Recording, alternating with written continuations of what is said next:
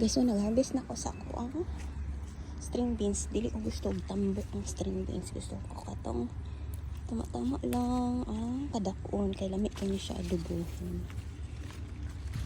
Wala uy. Biyag akong string beans dra. Gusto ko gawin ani lang ni siya kay sa ref managko mo gud ni siya. Ug maayo so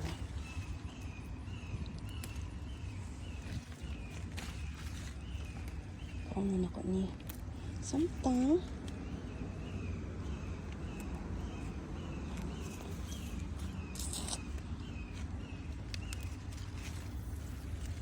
adlaw pa ni ako na ni siyang paundaan kay para hindi mo gusto og kanang dagko kaayo good kay tara gagmay pa man so kani mo lang ni siya pero ako ni siyang i-ref sa taas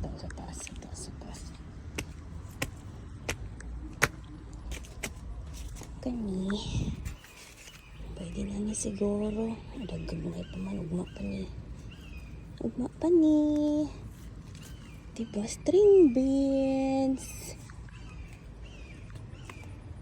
sige pa ni sa sulod